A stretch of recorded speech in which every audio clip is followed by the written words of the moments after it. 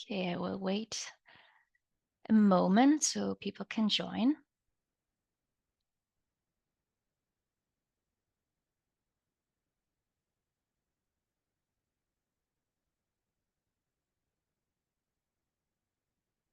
Okay, so let's get it started, I think, right? Welcome, everyone. My name is Alina Fiov. I'll be your moderator today. I'm a climate and security advisor at Delphi. And the purpose of today's webinar is to launch and discuss the findings of the new EIP PECS report from waste to resolution, assessing the impact of armed conflict on Yemen's solid waste sector. Yemen's ongoing conflict has deepened not only a humanitarian crisis, but also an environmental emergency, with solid waste management emerging as a critical challenge. Today, we'll explore how addressing these issues is not only a necessity, but how it can also open new pathways for peace and recovery. Let me briefly and outline the agenda for the next 1.5 hours. We'll begin with some context on Yemen's conflict and environmental situation. Then we'll have a presentation on the report's main findings and recommendations, followed by a discussion on how these insights fit into the broader field of peace building. Finally, we'll open the floor for your questions and a hopefully interactive discussion. I would also like to introduce our speakers. It's Hisham Alomaisi, Senior Advisor at the European Institute of Peace with deep expertise in Yemen's conflict dynamics and environmental challenges. Elias Kama, Research Analyst at the European Institute of Peace, specializing in environmental governance in conflict settings. Marie Schellens, Geospatial Analyst at PECS, focusing on remote sensing and environmental data in conflict zone, and Christina Parandi, Senior Policy Officer at PECS, focusing on the environment, peace, and security nexus. She is replacing Wim Swimmenborg today because unfortunately he's unwell. So welcome, everyone. A few housekeeping points. This webinar is being recorded. Please keep your microphones muted unless you're invited to speak. If you have questions, feel free to use the chat function or use the hand raise feature, and we'll come to you during the Q&A. But before we start, and as this webinar is part of the Path to Ottawa series organized by the Environmental Peacebuilding Association ahead of its 4th conference next year, I'd like to hand over to Karl Bruch for some brief remarks. Over to you, Karl. Thank you so much, Alina. My name is Karl Bruch, and I'm the Executive Director of the Environmental Peacebuilding Association.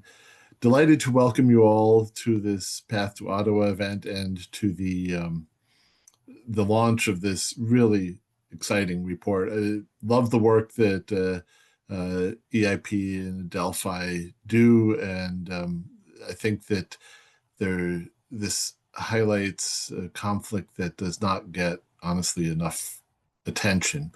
For those who don't know the Environmental Peacebuilding Association, we are a professional association of people working on environment, conflict, and peace, members in about 70 countries. We have a biennial conference. The 4th International Conference on Environmental Peacebuilding will be held in Ottawa in June of 2026.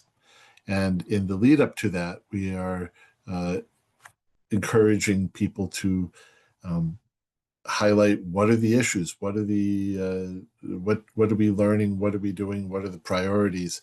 And this is one of those events that is curated by Annika Erickson-Pearson and Dylan Moglin.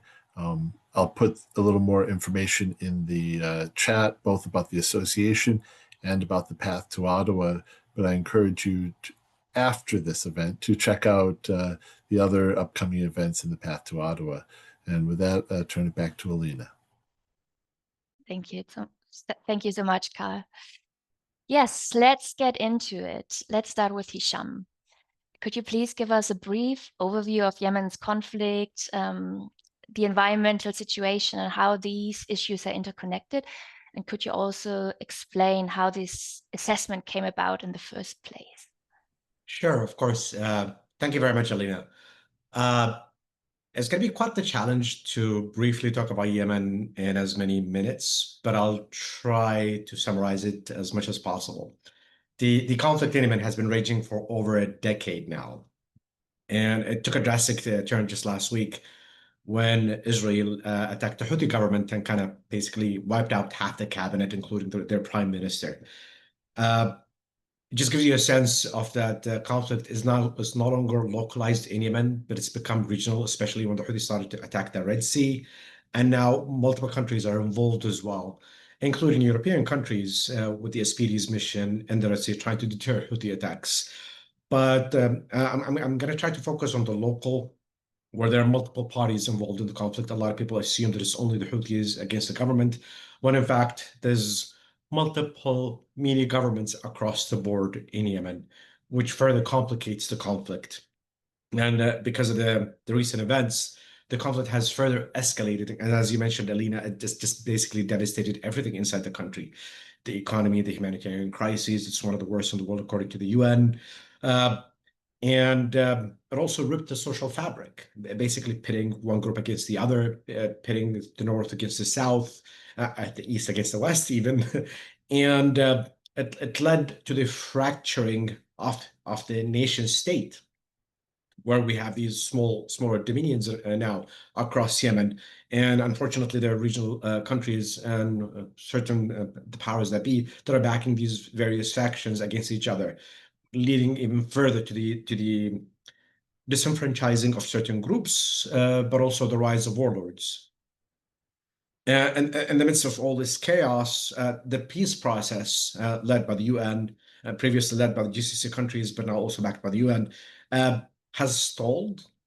Of course, because of the complexity of the situation, but also because of the recurring this resurfacing of older problems that the roots of have not been addressed over the past 20, 30 years, but also newer issues with the rise of additional factions on the ground. And this has, to be fair, complicated the UN's job. And because of the attacks last week, the Houthis went after UN institutes. They imprisoned, I think, an additional 23 UN employees to an already existing pool of about 13. And they've come close to declaring a lot of the UN international staff persona non grata, including the UN envoy in the past, and making their job even harder. The lack that there is little funding to Yemen with the economy in tatters is making it even more difficult for state institutions to do their job. There's been massive state institutional erosion over the past few decades to an already existing weak infrastructure in Yemen, which basically impacted services. We did this massive survey from a couple of years ago where basically the population said our priority, of course, is ending the war, but also basic services, things like water, electricity, and because of the erosion of state institutions, the government could not provide those services. And because of that, there's been the infrastructure that has been already devastated. There's been less and less of those services in the various municipalities and the districts and the communities. And as you can imagine, it's not just a lack of basic services, it's also systems like waste management have been destroyed. And I remember when we did the survey, we took a lot of pictures. You'll see when Elias and Christina do the presentation, you would see dump sites springing out across the country. And the level of pollution is super high, but also those lead to other issues. Issues, for instance, regarding land ownership, issues regarding health, where basically diseases spread around those dump sites. And the interlocutors that we talk to government officials, including the Vice President of Yemen within the PLC, within the Presidential Leadership Council, they repeatedly highlight this issue. They basically came up to us and said, like, if you want to talk about something, if you want to address a serious problem, immediate serious problem, it's waste management, because it's creating a health hazard, but also leading to conflict over land, over water resources, because of a lot of these dump sites also contaminate the underground water. And this is one of the reasons which basically led to us focusing on doing this mapping process, doing this whole report, which Ilyas and Christina are going to be presenting.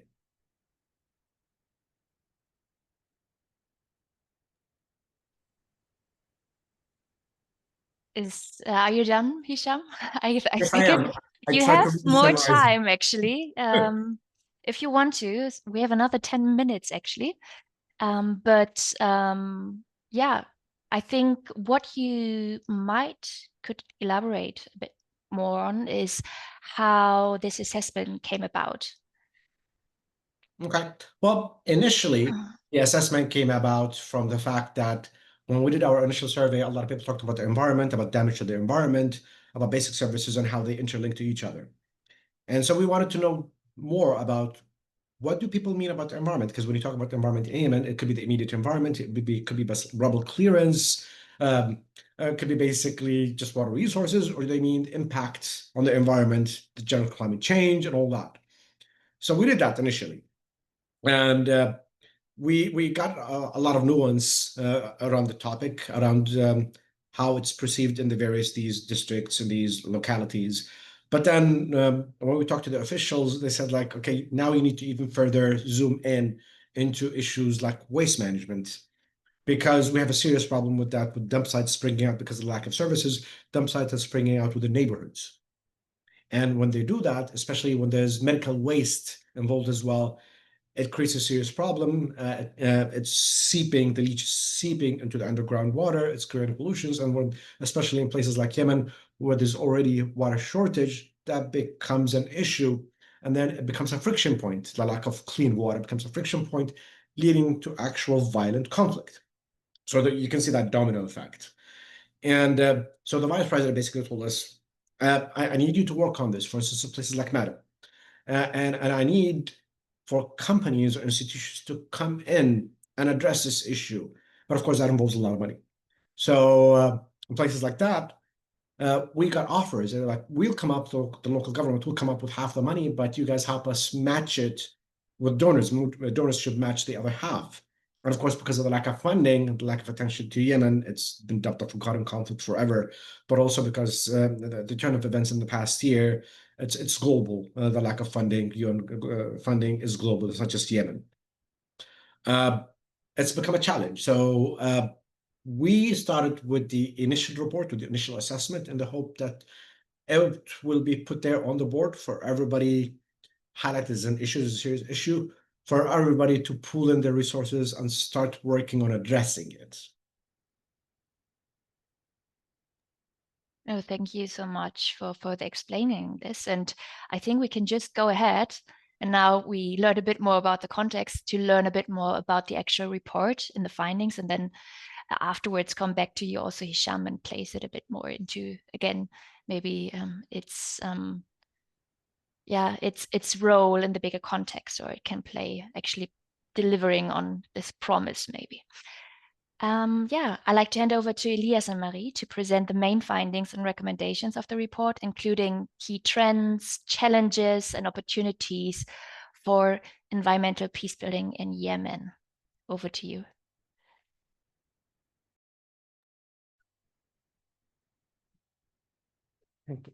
Thank you so much, and thank you so much as well, Hisham, for the very descriptive image. And now, in terms of the, there you go. Sorry, Elias, before you go ahead, can you just confirm if you see the slides? Yes, I can see. I can see the slides well?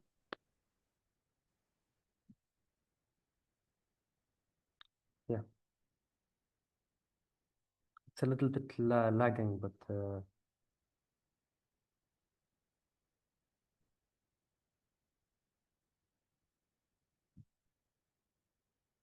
I think you can go ahead. We can see the slides. Yes.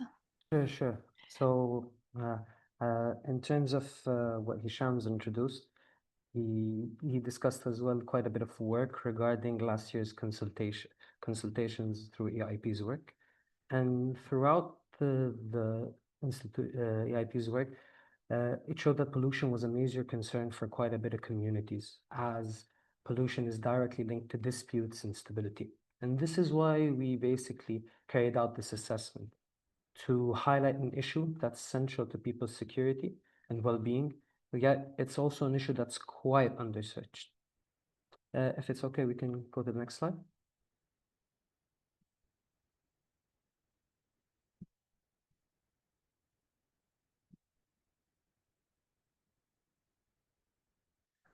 So our aim from the work that we've done in this report is to understand the scope of Yemen's solid waste crisis before and after 2014. This means how landfills and solid waste facilities were impacted, how solid waste services were disrupted, and what consequences follow. This includes environmental consequences related to air, water, and land pollution, health impacts such as cholera and malaria, and of course, social impacts, including disputes linked to unmanaged waste. At the same time, we wanted to explore how waste management could represent opportunities for peace building by reducing conflict drivers and fostering cooperation at the level of communities. Now, with every research project, there are definite challenges, and during this one, the reliable data has been quite scarce, as there's no centralized archive of laws or waste statistics in Yemen, and information on waste facilities has been scattered and quite outdated. As well, we've had restricted access to the northern regions due to the conflict, thus leading to a reliance on remote sensing in order to fill these gaps. Now, to address this whole matter, we applied the mixed methods approach.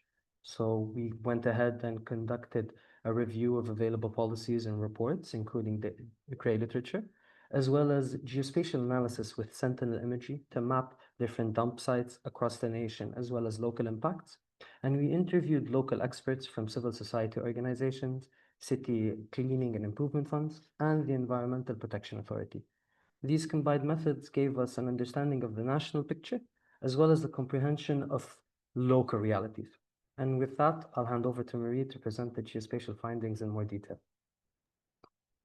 Thanks, Elias, and thank you everyone for organizing this webinar. I just want to say that we're really happy with the collaboration with EIP on this report. So we're PAX, we're a Dutch peace-building organization with a big team working on the environmental impacts of war. So this collaboration was a really nice way for us to also work on that issue, to extend our work within Yemen, but also to collaborate with researchers and kind of share resources in addressing common issues.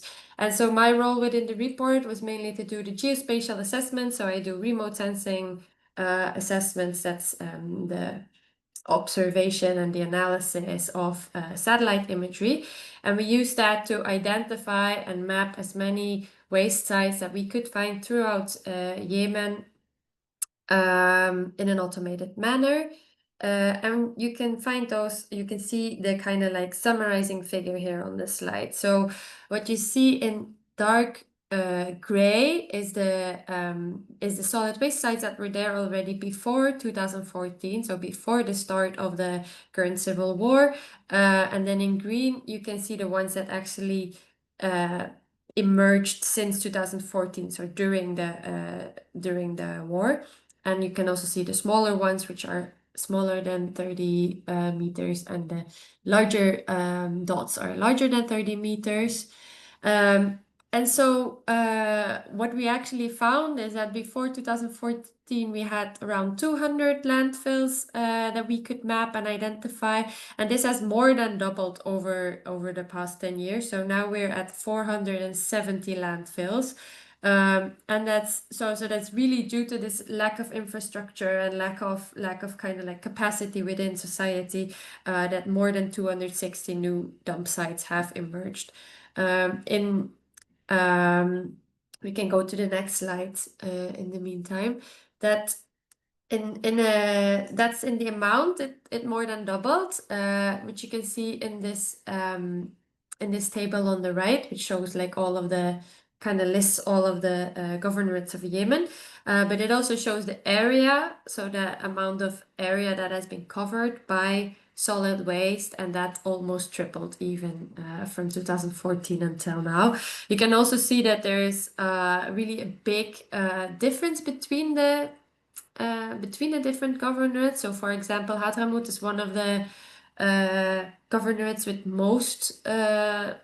the biggest solid waste crisis, I would say. It has around 160 dump sites in 200 nowadays, covering more than 5 square kilometers. So that's almost a third of the whole of Yemen. And it has also, I've seen a really big increase over the last 10 years. But there's also other governorates where there's not so much of a problem. So, for example, Socotra, Iib, Sana'a, Haja, there was only one or a few or even no sites detected in Almawit and Raima. So there's really striking differences between the governorates that you can already identify like from a desk-based analysis. We can go to the next slide, please.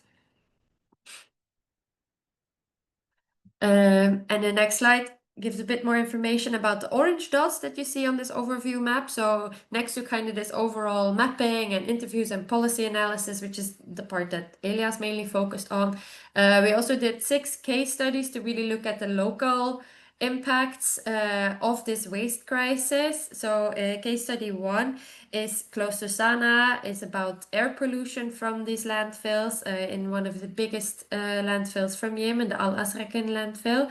The second case study is in Damar, where we look at downstream water pollution. The same for the third case study, but that's located in Abs.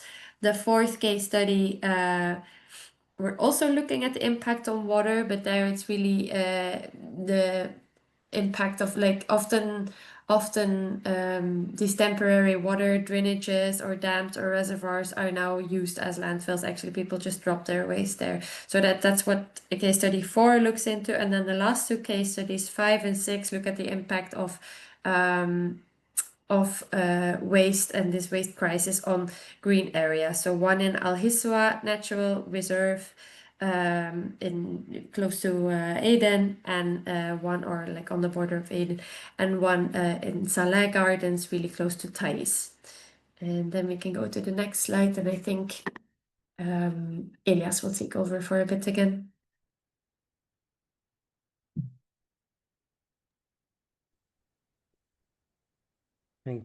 Thank you, Marie. And the results from the geospatial analysis clearly show that there has been an expansion of solid waste across the whole of Yemen since the outbreak of the conflict. Now, the war disrupted the pre-2014 waste management strategies in 2 main ways. The first one is directly through the loss of waste collection equipment services, as well as the diversion of different roads, the setting up of roadblocks, as well as the generation of waste that's linked to the war itself. The second is indirectly through the collapse of governance structures overseeing the sector. This is related to the lack of enforcement, the stalled updates related to policies, as well as financial downturns that have impacted the local authorities. At the same time, the country itself has experienced quite a bit of demographic growth, from around 24 million in 2012 to 34 million projected in 2025, as well as migration and displacement, all of which add to the strain of an already fragile waste management system. Next slide, please.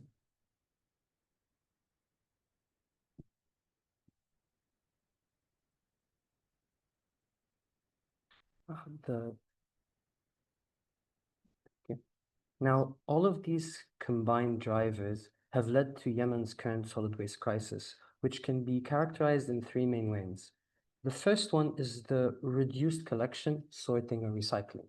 And when we say this is due to the waste vehicles and the equipment for collection being damaged or even stolen, as well as staffing being limited and lacking technical capacity, and the cleaning funds themselves suffering from severe financial strain, which prevent them from collecting the fees. The second is governance gaps. There have been updated policies that don't reflect the 2014 status quo, as well as there is no updated consolidated waste data that would allow for effective evidence-based planning. For example, the outdated laws for fees collected no longer match today's realities, leaving authorities unable to cover even basic costs. And thirdly, the rise of the informal waste sector. Here, we're talking about informal workers, often from marginalized groups such as al-muhammashin, which are filling the gaps in sorting, recycling, and resale of waste.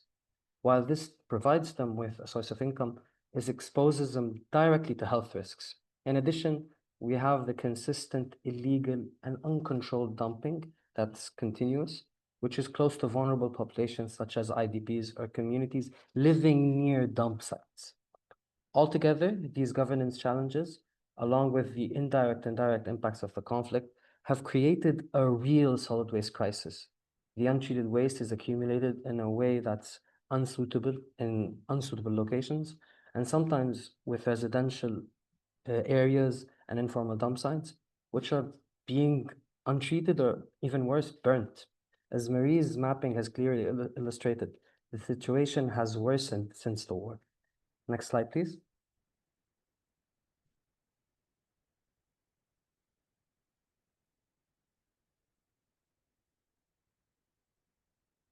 Now, the disintegration of the solid waste management structure in Yemen has had impacts across different dimensions. The first is the environmental one, including waste being dumped in agricultural areas, along with the degrading of soils and encroachment on biodiversity sites. Air quality is also affected by the burning of waste, releasing toxins and methane. Waterways have also been placed at risk as residents resort to dumping in rivers and streams, and dump sites positioned in ways that allow leachate to contaminate water resources. The report at hand illustrates these problems through several case studies, with Marie presenting the example of Al Saleh Gardens in a bit. Furthermore, we've had humanitarian economic impacts that are significant. Whenever we have contaminated land and water creating vector and waterborne diseases such as malaria and cholera, which have repeatedly appeared within Yemen. We've also had the degradation of the agricultural areas that represent livelihoods for over 70% of Yemeni citizens. Due to this, their incomes have been shattered, as well as through the spread of the waste, representing an existential threat to farmlands, household economies, and food security in Yemen. And altogether, these environmental and humanitarian impacts also influence social cohesion and stability. Communities have reported disputes over waste being dumped in their neighborhoods, tensions and the undermine of trust arising, along with findings from the interviews we've conducted, as well as a disputes mapping, where unmanaged waste has repeatedly been mentioned as a trigger for local disputes. The lack of reliable services also forces public discontent, as well as protests against the institutions. And overall, with everything that we've described, these dynamics show that solid waste is not only a humanitarian or environmental issue, but it's also one that directly impacts peace and stability prospects. And again, to illustrate this further, Marie will go on to represent a very in-depth case study. So I'll be taking you through one of the 6 studies that we've done. If you're interested in the other studies, you'll have to look in the report, or we're happy to talk you through it another time, but it's not going to happen today. I will be speaking about Al Saleh Gardens. If we can go to the next slide, which was a very nice green area on the borders of Taiz City. It was located on a hill. It had a couple of buildings to enjoy the green space. It had very nice views over the neighboring villages. And so what we see on the satellite imagery here, which is just high resolution, freely available satellite imagery that you can get through Google Earth Pro, for example, is the hill. And then if we zoom in a little bit, we can see a couple of buildings. And we can see the road that goes around the hill and then goes to the main road a little bit further to the north, northwest. We can go to the next slide, please.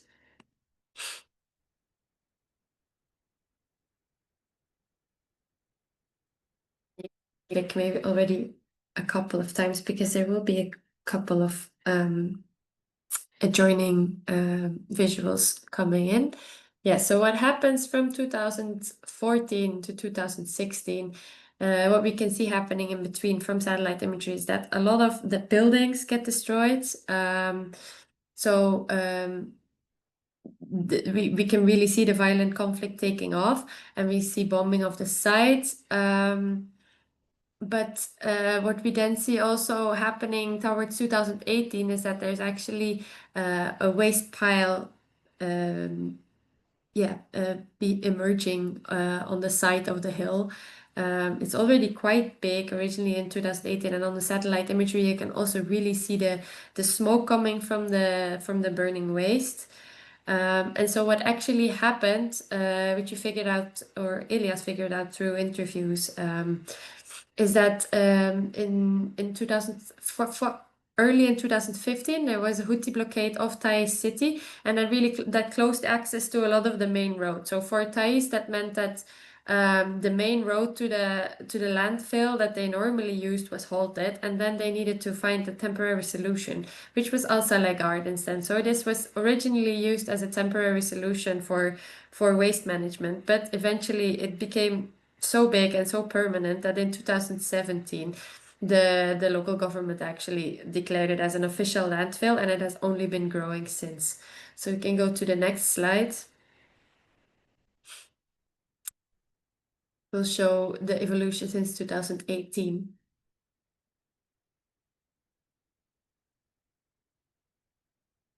There we go. So we can click once more and you can see that the solid waste is only spreading further and further.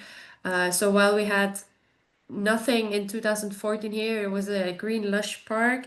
By 2024 we can measure waste covering 3.5 hectares, and also additional waste like accumulating on the side of the roads that actually lead to the hilltop and to the landfill.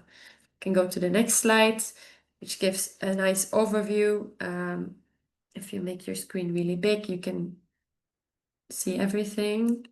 So you can really see the difference between originally and in 2014 and 2023.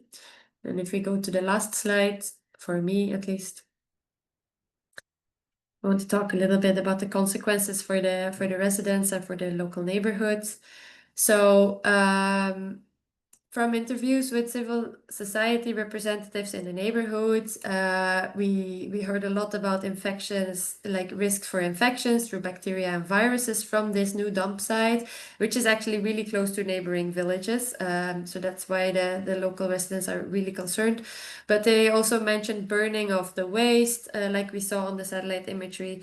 And they also mentioned spontaneous fires from chemical-laden waste, from batteries, for example, and that kind of like toxic air from the burning waste really led to people reporting, like local citizens reporting conditions like asthma and allergy. It's also very close to agricultural fields and a lot of terraces in on the hillsides close by. So there were a lot of concerns from the local citizens as well about potential leachate to the groundwater for drinking and household purposes, but also for agricultural purposes. And therefore, the EPA, the Environmental Protection Authority of Yemen, commissioned an assessment of water samples from the wells in the area. And from that assessment, they figured out that 9 of the 26 wells were indeed contaminated. And then because of that, because of the complaints of the community, they coordinated with a plan to deal with this waste, so to contain the leachate, to relocate the landfill. But in the end, nothing has happened yet, of course, because there is just a major funding gap. There's no equipment to do so. And what you can see, you can see on the image how agriculture is just closely intertwined with the landfill. It's just goats grazing in between the waste, trying to find anything that's eatable. But you can also see a vegetation health index on the top. So you can see the seasonal variations where you have a rainy season where there's more vegetation health, and then you have the dry season where there's less vegetation health. And we would expect actually to find a big decrease maybe, or find some sort of decrease because of the pollution, but we haven't been able to find that in the surrounding hill. So it also shows sometimes maybe waste can also function as a let's say fertilizer, for example, for surrounding vegetation. So we haven't really seen that clear impact from satellite imagery on the vegetation health, but combined with the concerns of the local communities, it does show that we do need to look into it a bit more depth, look into it more locally, like what is actually happening to the local vegetation, because not everything can be done, of course, from a desk-based study. Next slide, please.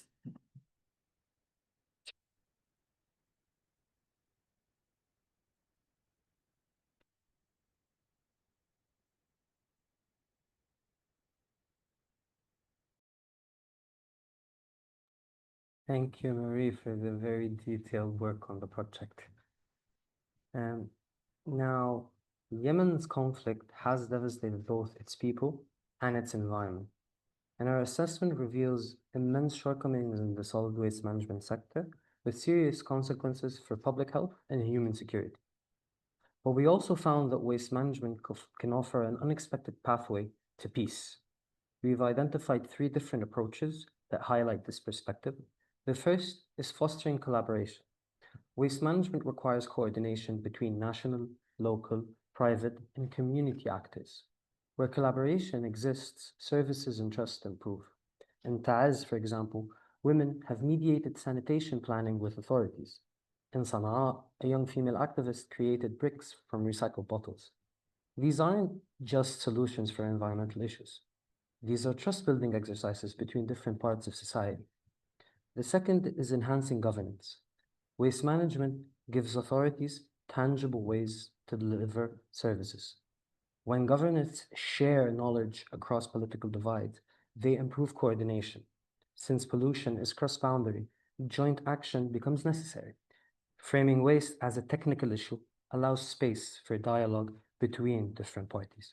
And third, strengthening livelihoods.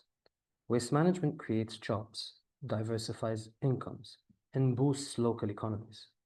Communities can engage in collection and processing, while recycling projects that reduce waste while generating revenue. This creates stability and reduces tension over scarce resources. What we are proposing here is not only about environmental governance. It's also an opportunity to support peace building and prevent conflict. By starting with these practical local needs that everybody can support, foundations can be built for lasting peace and reconciliation. Next slide, please.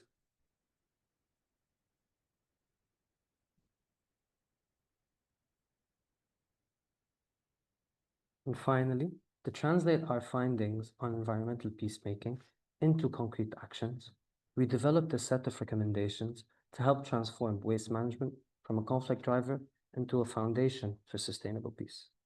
For policymakers, it's recommended to systematically review and update the solid waste management framework, including the National Solid Waste Management Strategy. Strengthening institutional capacities, particularly the city cleaning and improvement funds, is also important to ensure oversight and enforcement. Another key step is centralizing the collection and monitoring of waste data, which would allow for more evidence-based policymaking. For humanitarian development actors, we recommend supporting expanded research on pollution and environmental degradation dimensions that are linked to conflict, thus deepening the understanding of how waste and conflict interact. They could also enhance recycling and composting initiatives to reduce reliance on dumping and establish systems for hazardous waste collection and disposal. In addition, supporting the expansion of waste-to-energy projects could also provide sustainable alternatives to burning and dumping. And finally, for local solid waste management entities, supporting resilience building is key. This includes promoting community-led approaches, that enable local populations to participate in the decision-making, thus engaging in dialogue and peer learning to enhance coordination and sharing good practices to address common challenges. Thank you.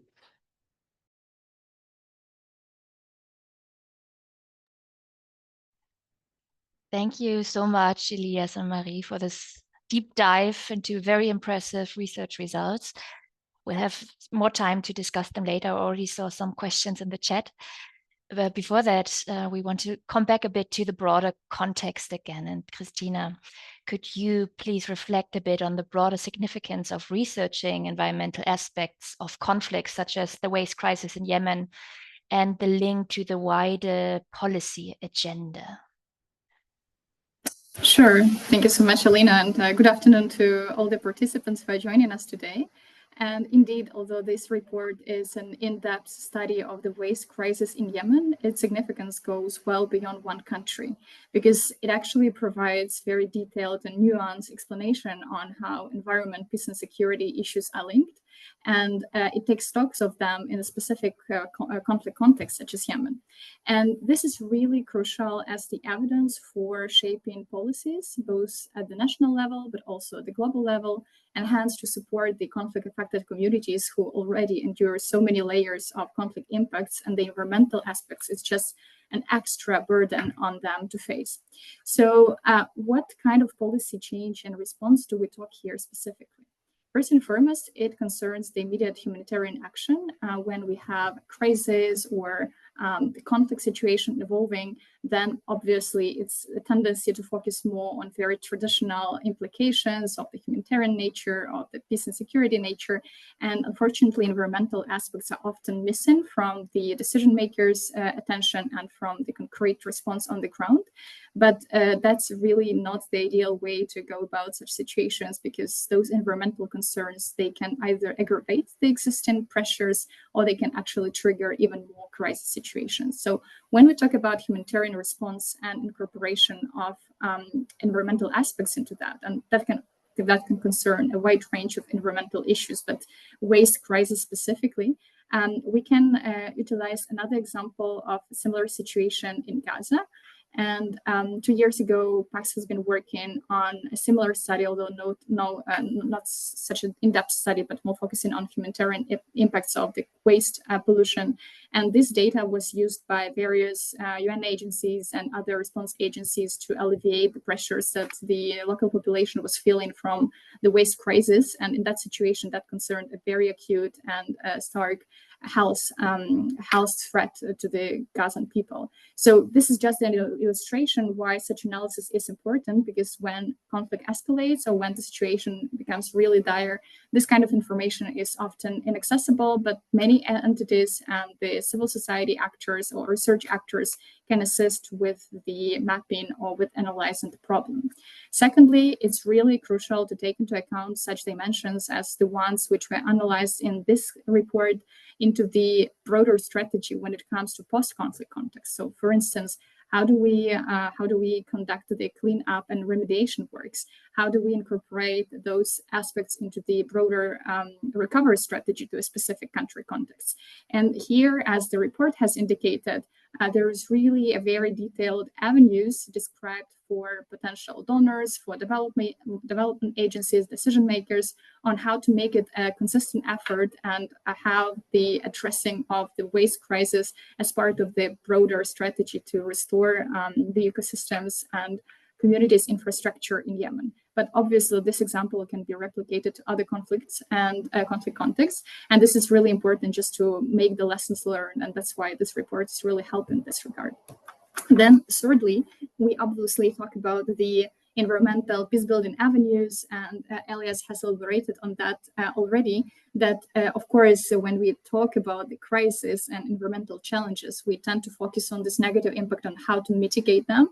But obviously, it's also important to turn the page and look how we can draw some positive action out of this crisis, and not only build back better, what I've mentioned before, but also how to engage communities around the new ways how to address these challenges, and through these challenges to find some points for reconciliations and dialogues. And very often environmental issues and the solid waste management issues in specificity, they can help to provide those dialogues when other aspects are really politicized and not accessible for the dialogue. And finally, that's something which we have been quite active on in PAX, is the translation of these local insights into the global policy discourse and trying to affect the policies at the international level, whether it comes to the environmental or climate forums, or whether it comes to peace and security forums and discussions. And what we have been seeing for a long time is that, unfortunately, many environmental instruments, they are simply not tailored to meet the needs of conflict-affected communities, of fragile settings, and they simply need to be amended and updated. And with the data like the findings from this report, it's really helpful to demonstrate how the situation in the conflict context differs from the regular country situation when these burdens are not being part of the community's agenda. And that's why it's really more useful to shape those policies to take into account the complex situations like the one that we are observing in Yemen. And vice versa, if we talk about the traditional peace-building efforts or peace operations, and if they focus only on peace and security in their traditional definitions without taking into account the full scope of the factors which contribute to it, this effort simply cannot be very effective and sustainable in the long-term run. So it's really important to highlight those environment, peace, and security interconnections and to translate them on the broader scale to the global policies. That's something that we have been calling for a long time in the face of adopting the international environment, peace, and security agenda. And this is really something that we would like to highlight as the need for the comprehensive approach to peace building and to really tackling those conflict-related challenges in a very coherent manner by all the actors involved. Thank you. Thank you so much, Christina, for drawing the connection to the to more the international level and the value of this research beyond. That was really helpful, and I think we'll come back to it also in our discussion. But maybe also from my end, to maybe wrap up the presentation phase of our webinar, I think the report makes it clear that years of conflict have left Yemen struggling with a growing waste crisis, one that harms people, people's health, damages environment, erodes trust in local institution. And it shows that when waste is managed, it affects daily life and livelihoods and can deepen tensions within communities, as Elias and Marie explained. But similar to you, Christina, I think that tackling solid waste isn't just about cleaning up the environment. It's a real chance actually to rebuild trust, support recovery, and prevent future conflict. By investing in waste management, we also address the deeper issues driving instabilities, showing that even neglected problems like waste can open the door to peace, open new possibilities for maybe resolving frozen and forgotten conflicts like the one in Yemen. This approach highlights the value of environmental governance as a pathway to peace and stability, and I think it also underscores the importance, obviously, to act now to prevent further escalation, not wait until the conflict is solved. Maybe also beyond the report, I think this is something that we want to do through our work with the Weathering Risk Peacebuilder consortium, which includes actually the Peace Yemen project. And the Peacebuilder is all about integrating climate and environmental security into peace interventions and building a stronger evidence base for their impact in some of the world's most fragile and climate affected settings, in particular Yemen, but also Iraq, Somalia, Nigeria, Bay of Bengal. And each partner project is carrying out a complex, context-specific and complex evaluation to measure outcome and impacts and exploring whether this integrated approach is delivering on its promise. And what is emerging is a very comprehensive picture of what climate, environment, and peace interventions can actually achieve, with early findings suggesting that this approach not only works, but that it also creates positive synergies beyond single sector interventions. And we'll be publishing these early insights soon, so stay tuned, and I will share our website, Peacebuilder website, in the chat for anyone who's interested to learn more about this.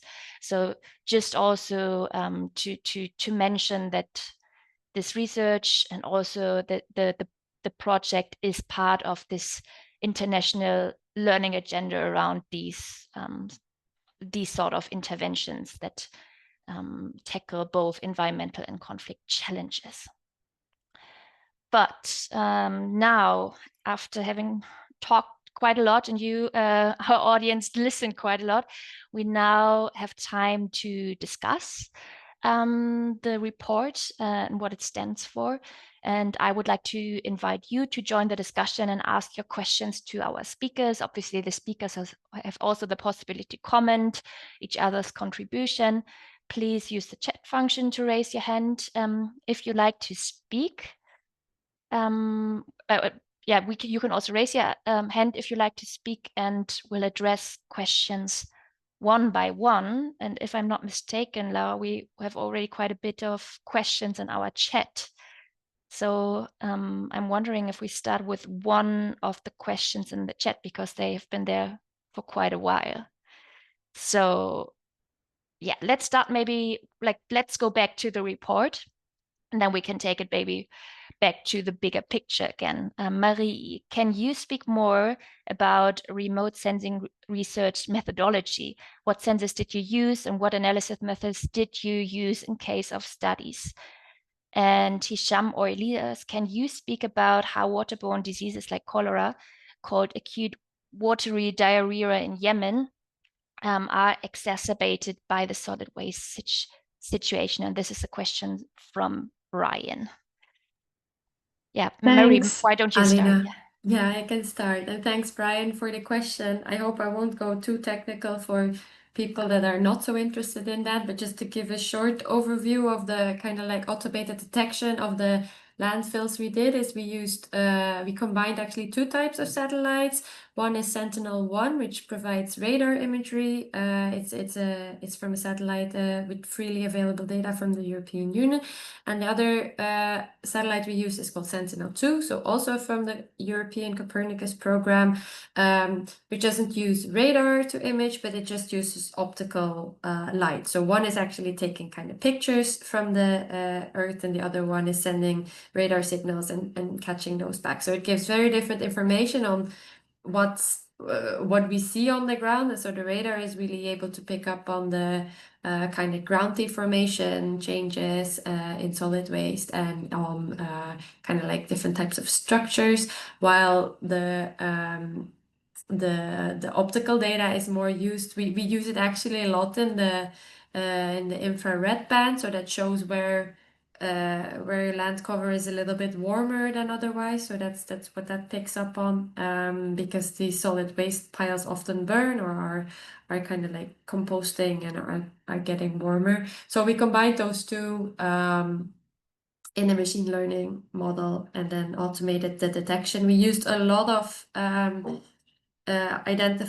manually identified landfills to train the model. So we put a lot of time in that, both me and Elias and another colleague that is not with us anymore, Job. But it was very interesting to get to know Yemen from afar. And we did that based on high resolution imagery from Google Earth Pro. So kind of combining all of those together. We get this model. It's not perfect. It still catches a lot of things that are not waste piles, like, for example, traffic jams. I don't know why, but it really thinks traffic jams are waste, which is maybe another topic to discuss at some point.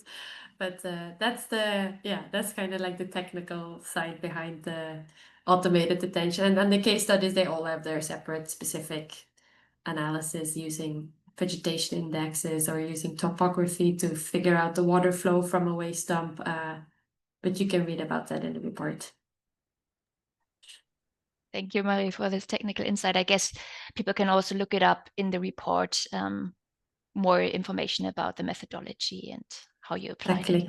Yeah. Elias, Hisham, who wants to take the second part of Brian's question?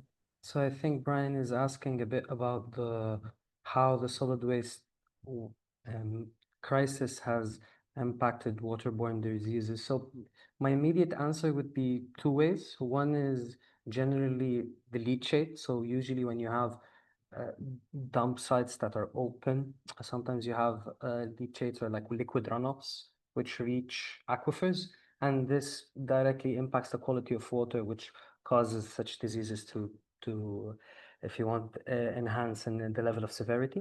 The other one would be the accumulation of waste immediately in locations that are near civilians. So you have a dump site directly near a house, which attracts rodents, flies, as well as different organisms that spread these diseases. And unfortunately, due to the lack of planning of these sites or the randomness of these sites, this is kind of how you have quite a bit of spread of these diseases that have been documented through different sources over time within Yemen. I think this is the straight to the point answer, if I may. Go Just for it. just wanted to add to Ilyas, the problem has been severe in Yemen in the past. Actually, I think within a couple of years of the conflict, it has been cited as one of the worst outbreaks in the world. And this was in 2017, 2018. We've had about 1 million cases and with about 3,000 to 4,000 deaths. And just as Ilya said, the problem has, of course, it has to do with poor sanitation, hygiene conditions, and a lack of access to clean water. But because of the war, because of the devastation of the local infrastructure, displacement, and the malnutrition, and the weakened, basically, immune system, it has been exacerbated. And actually, within the past 2 months, we've seen a spike in the number of cases in places like Taz, which already has an issue with lack of clean water.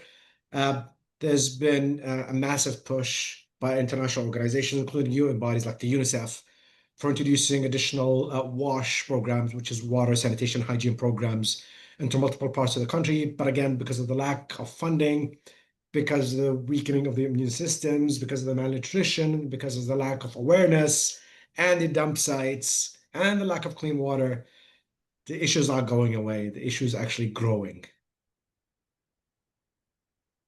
Thank you both for, obviously there's not a great message, but obviously it's a very important one to hear that it is a problem. So thank you so much for further explaining that. We have a next question in the chat. Also, feel free to raise your hand and ask it in person if you prefer it that way, but otherwise I will just go through the chat questions. That's a question from Shireen. I have a question about how Socotra Island is being marked as an exclusive ecotourism destination. And what way is this changing the way the waste is managed there, if at all? So thank you. Yeah, whoever feels able to answer this question, please go ahead. Yeah, so I can take a first stab at it, but maybe Sham knows a bit more about Socotra. I'm not sure. From the remote sensing perspective, Socotra was really not showing any big waste issue. So there were 2 waste sites in 2014, and there was one extra that emerged, but it emerged quite far away from where people were living. It was close on a beach, so maybe a little bit dangerous for like losing waste to the ocean and to the valuable. I think there's a lot of like valuable marine life around Socotra. But one of the 2 existing sites that were there already even reduced in size. So it does seem like they have their waste management systems figured out, and are kind of managing those quite well.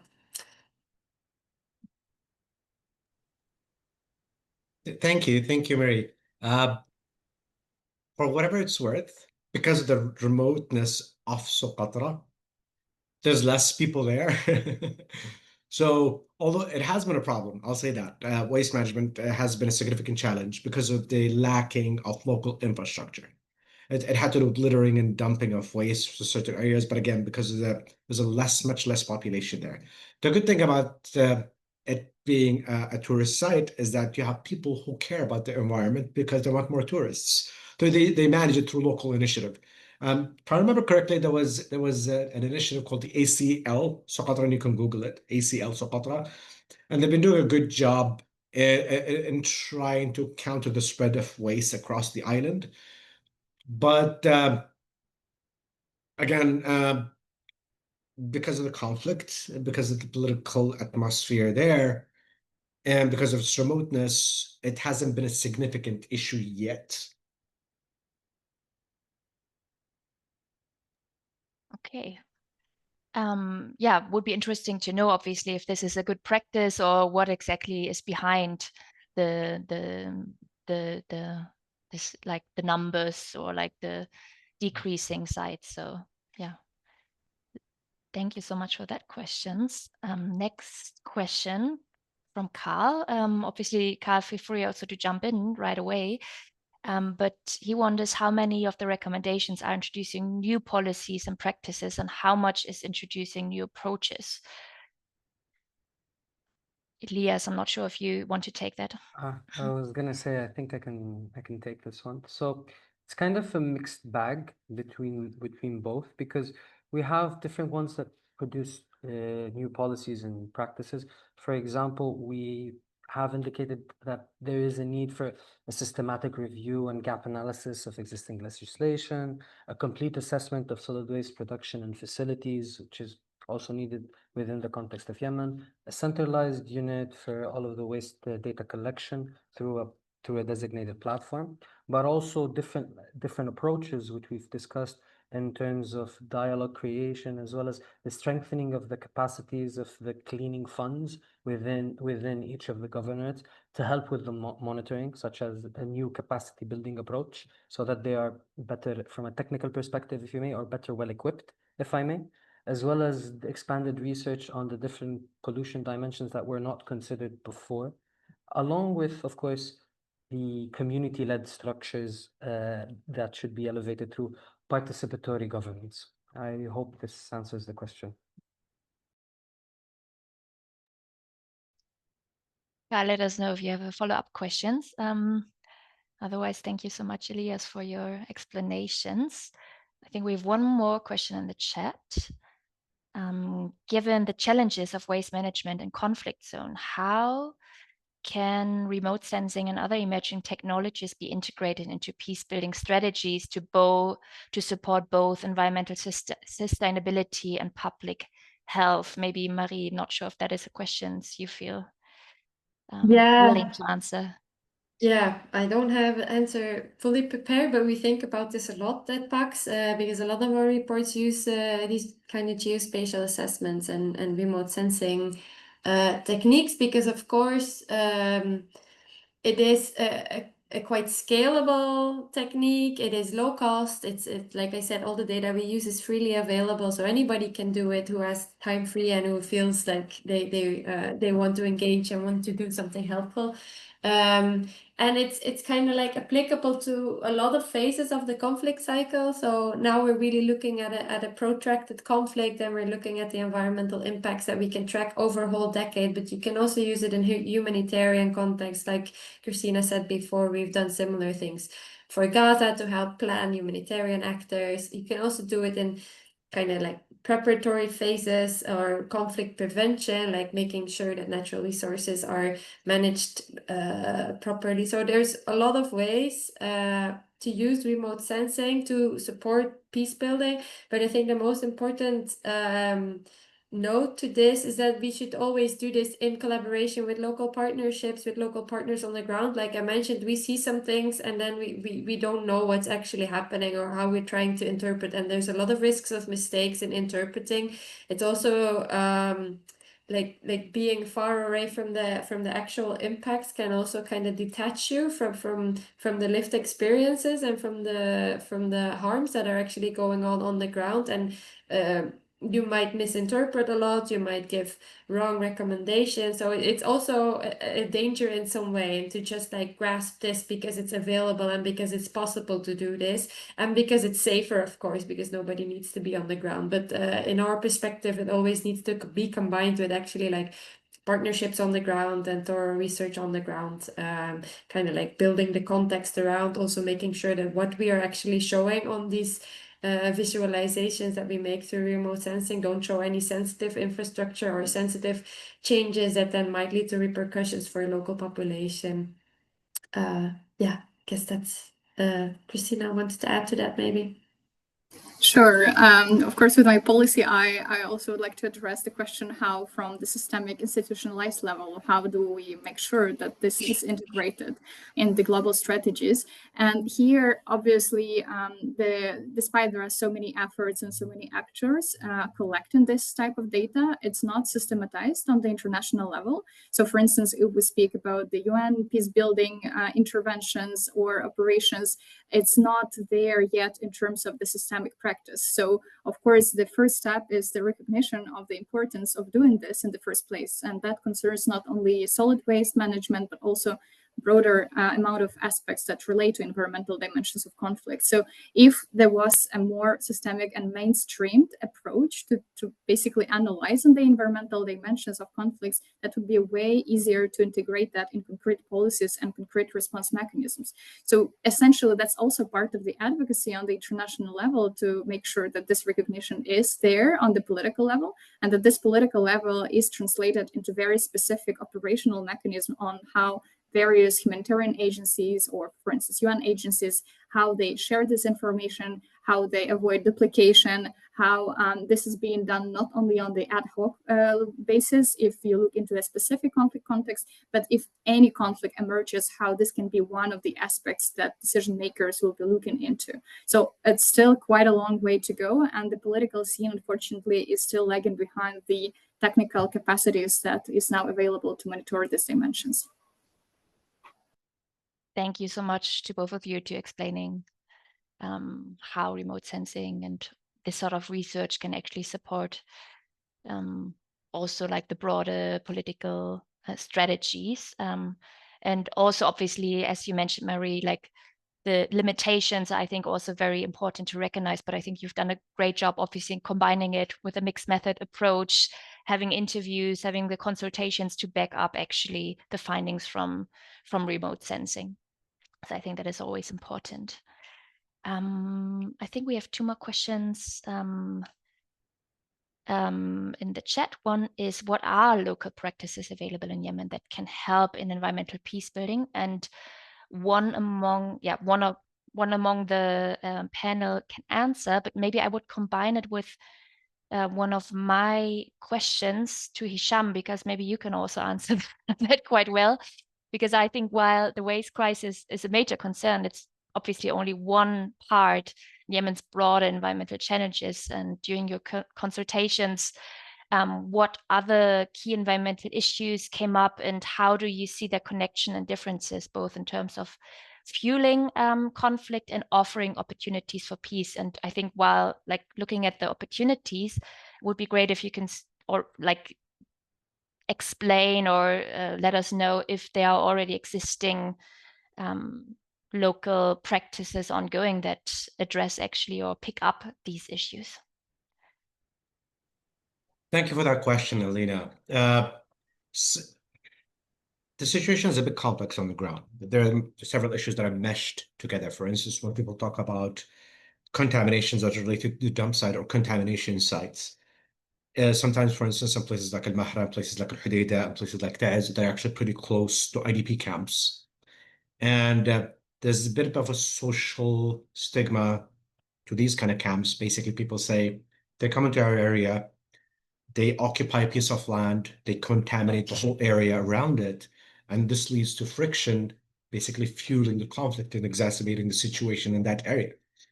And of course, a lot of people don't see how all those issues are connected.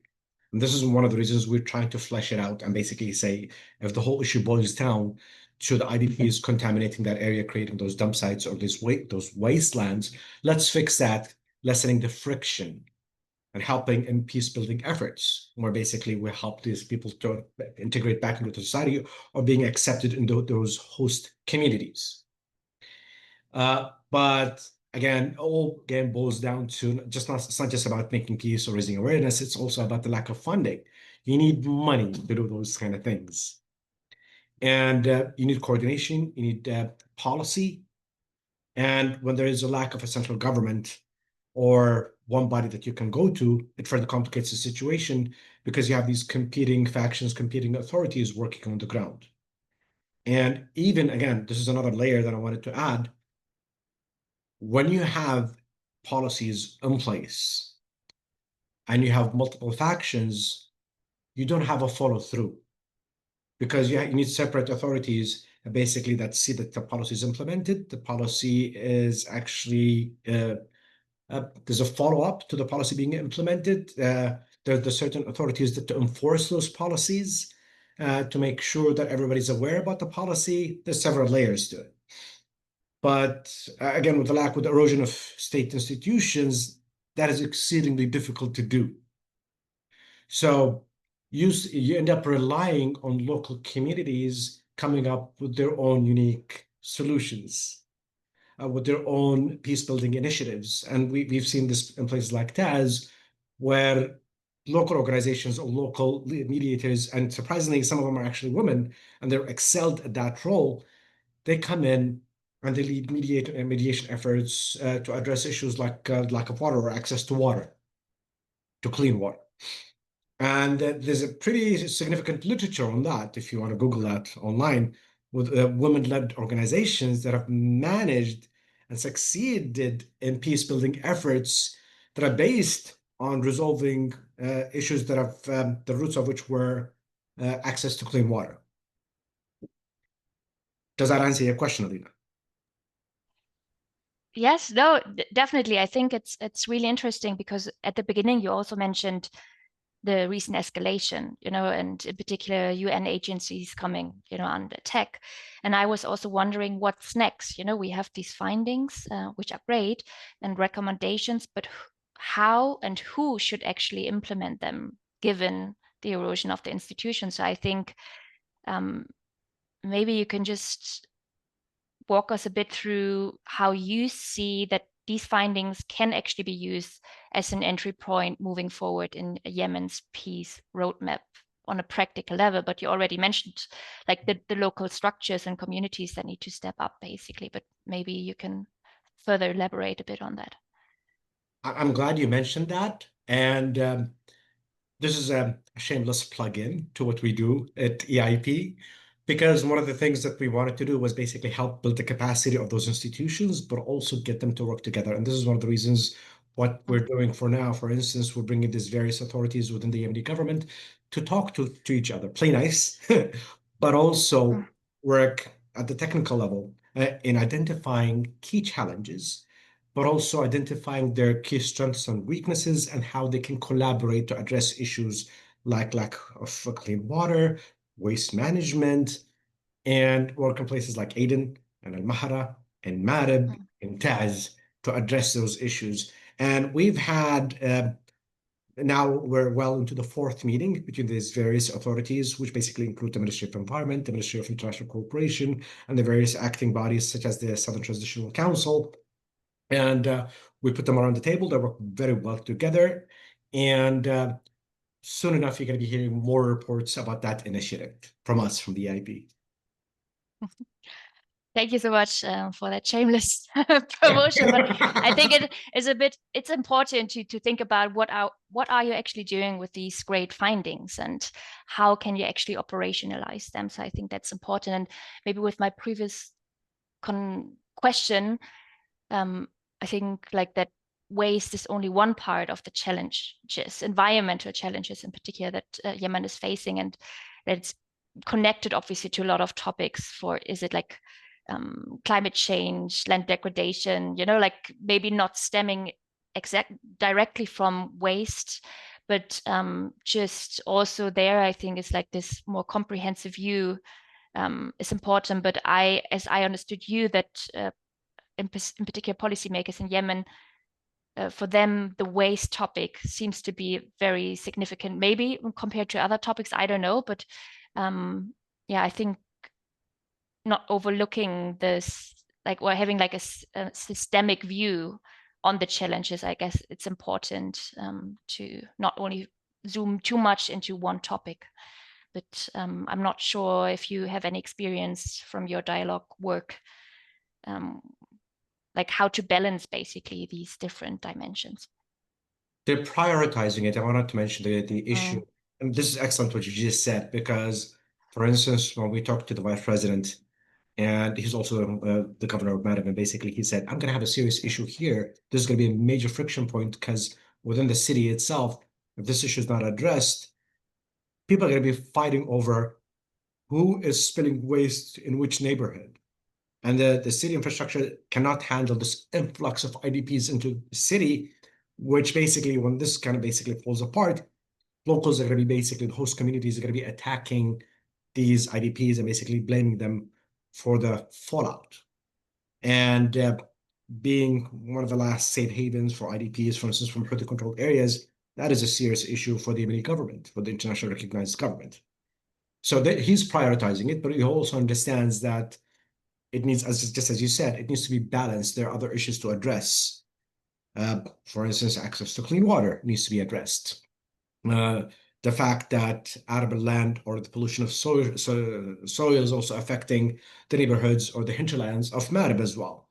But again, this is one of the reasons why when we're working with our partners, we just had a meeting a few weeks ago in Amman with the various Yemeni factions, we're asking them to prioritize what issues need to be addressed, because they're better at identifying, being local, being there, at identifying what matters to them most. Sometimes we say, this is going to be a serious issue, this needs to be highlighted, and the locale, people at the local level basically tell me, like, not according to this district, not according to this governor, not according to this municipality, let us take the lead, we have agency, and this is the thing we need you to focus on and kind of basically coalesce around. And if you want to help us get the funding, get the expertise to help us address this issue or that issue. Yeah, thank you so much for explaining that. I think there's also similar questions or something that is related to it in the chat.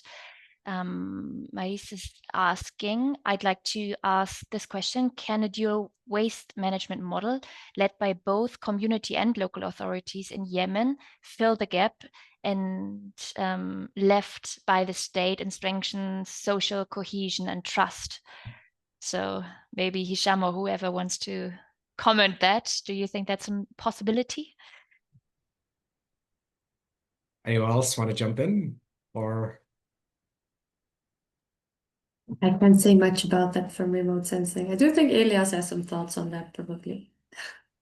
I can say that at some point different community-led initiatives have succeeded, but at handling social cohesion and trust, because whenever the authorities have identified the needs, communities have come in, such as CSOs, in order to participate in the collection. So at some point, certain CSOs, which are part of the community, can help reduce the impact, but this needs a discussion, this needs a plan, this needs a proper direction in order for the work not to be very haphazard, but rather structured.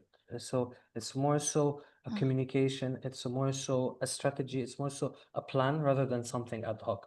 It could work, but for it to all fall into the grand scheme of things and enhancing the whole system, it should be within a larger, if you want, target, not something that's not very structured. That's my only, if you want, from a technical perspective, as well as from a corporation perspective.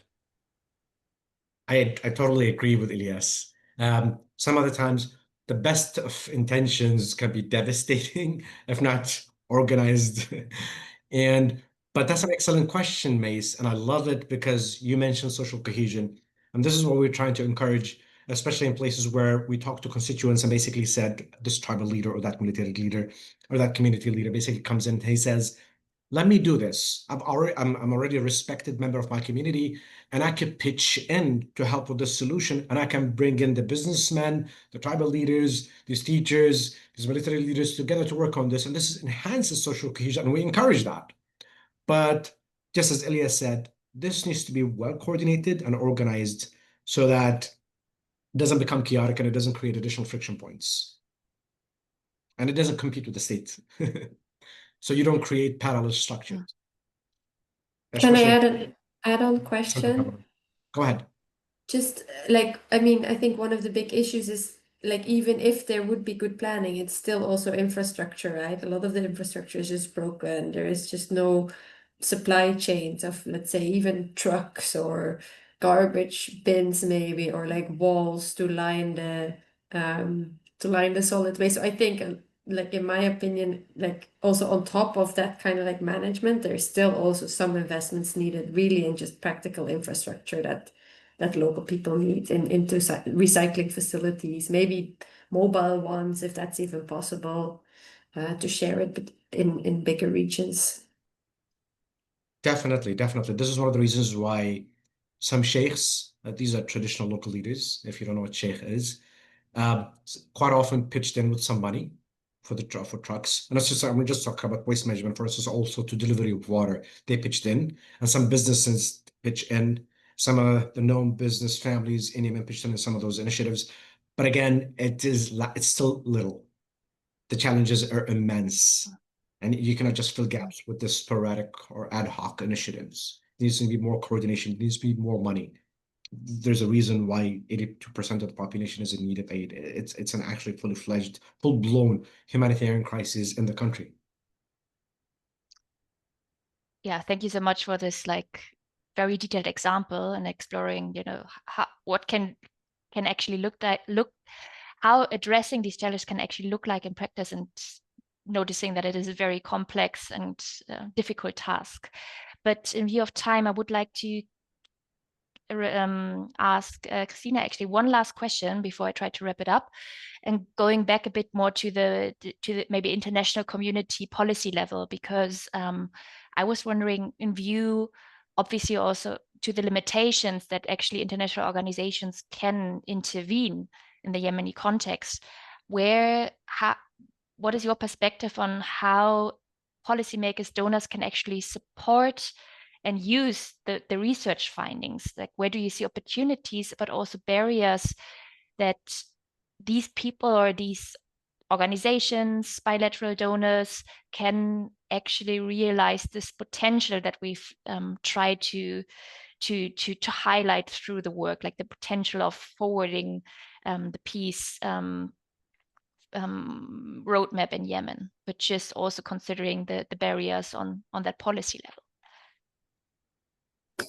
Sure, but it has never been without barriers, right? So it's always the way to somehow go through them.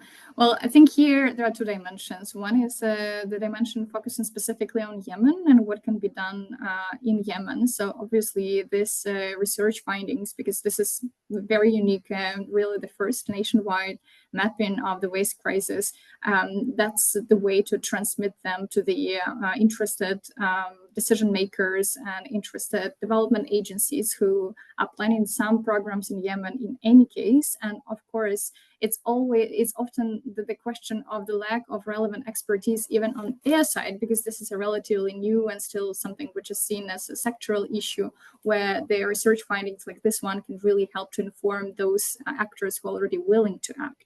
And for those who are not yet willing to act, it's also the way to draw their attention to the question and basically highlight maybe so many people simply do not even understand the implications. And the second dimension is actually the broader international dimension, which goes beyond Yemen, and it's about the adding further evidence to the need and to the urgency to act on those type of issues in a various conflict contexts. And there it's more long-term. Again, that's just the sum of various advocacy strategies and efforts by so many institutions just to keep fitting in this type of research findings and this type of case studies into the broader policy discussions up until the point when we finally achieve, the decision on the higher level that these issues are important and need to be systematized and mainstreamed within the international system. So probably the first dimension is more straightforward, although still with barriers. But it's always the question of raising awareness about these issues, trying to build coalitions with actors who are active on this and ready to act, and trying to overcome vetoes among those who aren't. Thank you, Christina. I think great words to end our discussion. Unfortunately, we're running out of time. But I also think that today's discussion showed that addressing environmental waste is not just about cleaning up, as I said at the beginning, but it's about unlocking new routes for peace and preventing future conflict in Yemen, but also beyond. So yeah, it shows that there's actually real value, like in concentrating or supporting environmental governance, in particular in fragile settings such as Yemen and in other regions facing similar challenges. So thank you so much for, first of all, conducting this important research and sharing it with us today. So thank you to all our speakers, but also to our audience for tuning in and your question and engagement. And just a quick reminder, the report will be published and shared with you after this event. You can, I think, already find it in the chat. But if you have further questions, don't hesitate to reach out to our speakers who are available for any follow-up. So please do get in touch, because as we noticed, it doesn't end here. So we really have to operationalize these findings. So thank you so much.